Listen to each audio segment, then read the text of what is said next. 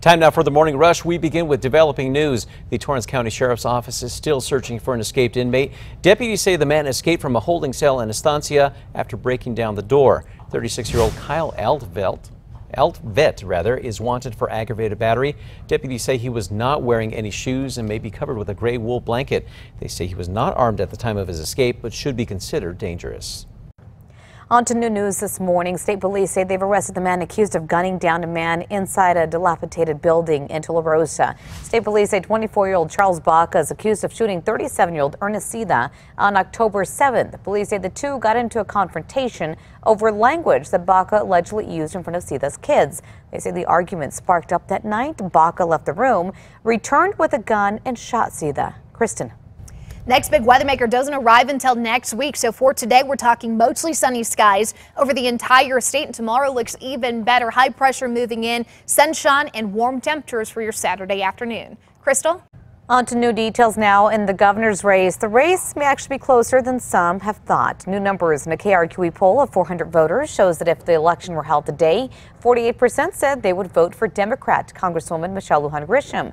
39% said they'd vote for Republican Congressman Steve Pierce. The results also showed 13% of voters are undecided. When we asked who they were leaning toward, more said Lujan Grisham. Sarah.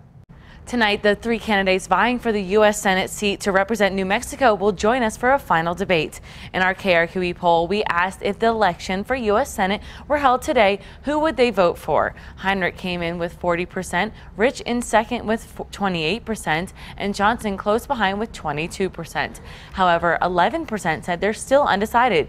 KRQE will give all three candidates a chance to get their platforms out to voters tonight on My 50 from 6 to 7. David. New early voting numbers show thousands are flocking to voting booths ahead of Election Day. As of yesterday, statewide, there were more than 162,000 ballots cast. That includes more than 29,000 absentee ballots. Now, in Bernalillo County alone, nearly 60,000 ballots have also been cast. We are your local election headquarters. Stay with KRQE News 13 for everything you need to know leading up to the results on Election Day. On air, online, and on our KRQE News app. Treasure hunters looking for the alleged hidden loot from Santa Fe author Forrest Fenn are now asking the community for a helping hand. News 13 has found nearly a dozen campaigns set up on the crowdfunding site GoFundMe, and these are from people asking for money to help them find Fenn's treasure. The campaigns claim that donated funds would buy outdoor equipment, mapping supplies, and housing during their search.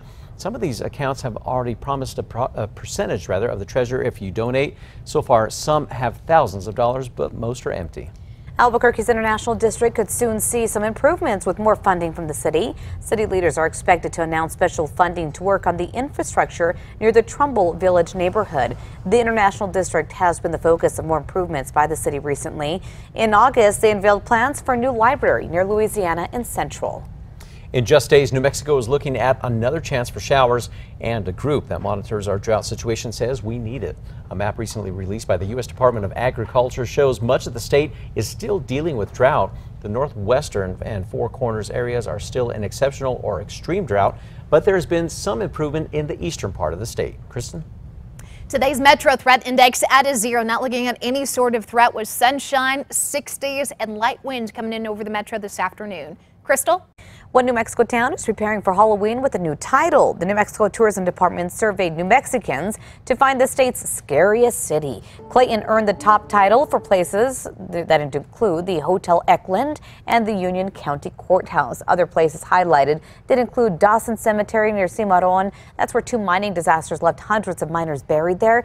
And the Lodge in Cloudcroft, where legend has it that Rebecca, the friendly ghost, haunts the halls. Happening today, the New Mexico Department of Veteran Services is hosting a groundbreaking ceremony for the Angel Fire State Veteran Cemetery. A 400 gravesite cemetery will be built next to the Vietnam Veterans Memorial in Angel Fire.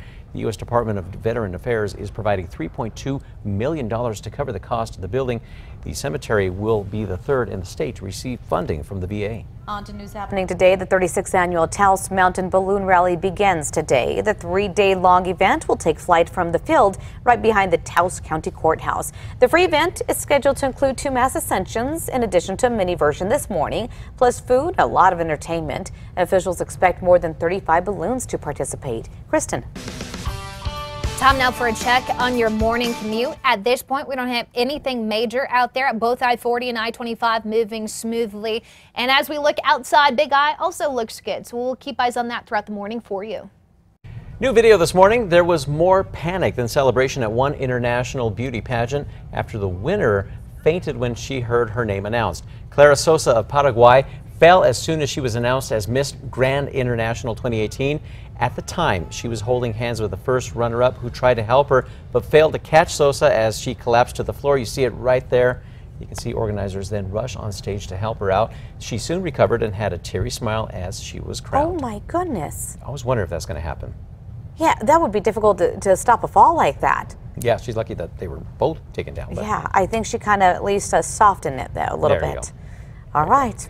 Welcome back. Today we're talking 68 degrees underneath that sunny sky. Sunrise this morning 7:22. The winds will be light all day. We're not expecting anything in the way of showers or storms. It's going to be dry across the entire region. Now, for those making their Saturday plans, tomorrow looks good. 72, sunny and mild. The winds again on the light side with no showers or storms just yet. But as far as what's happening with the overall setup, we've got high pressure coming in. So this is going to be that rain squasher. Nothing in the way of showers, thunderstorms, snow. Not yet, at least, but come early next week, this is our storm system that we've been waiting for. This is going to bring not only a chance for showers, but also some cooler temperatures. So make sure that you're planning accordingly for Halloween. Time now for a look at the 5 facts. We start with number 5 here. The 36th annual Taos Mountain Balloon Rally begins today. The 3-day-long event will take flight from the field just right behind the Taos County Courthouse. The free event is scheduled to include 2 mass ascensions in addition to a mini version this morning, plus food and entertainment. Officials expect more than 35 balloons to be there. And number 4, in just days, New Mexico could see another chance for showers. A map recently released by the U.S. Department of Agriculture shows much of the state is still dealing with drought. The northwestern and Four Corners areas are still in exceptional or extreme drought. There has been some improvement in the eastern part of the state. Now, areas labeled as extreme drought in August are now considered, or rather one category away from just being considered dry. Counties bordering Texas are now drought-free. And that brings us to number 3. It is going to take more than just one storm to get us out of drought, but that's not going to happen today. We've got sunshine, and as you can see, warmer than average temperatures too in those upper 60s to mid 70s. Breezy conditions Monday, the showers possible by Tuesday. That brings us to number 2 now. The 3 candidates vying for the U.S. Senate seat for District 1 to represent New Mexico will join us for a final debate tonight. In our KRQE poll, we asked voters who they would pick for that seat.